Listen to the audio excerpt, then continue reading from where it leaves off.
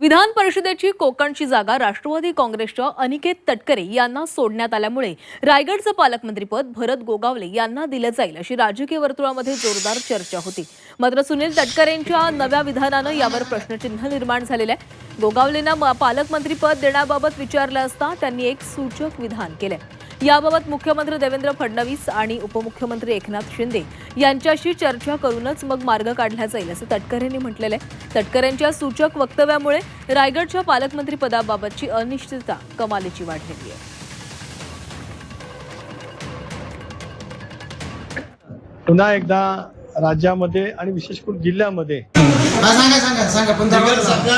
आणि अर्धा कपाच्यापेक्षा शिंदे साहेबांवर चर्चा करू आणि मग आम्ही एकत्रितपणाने राज्याच्या मुख्यमंत्र्यांच्या जवळ सुद्धा त्या संदर्भातली चर्चा करू।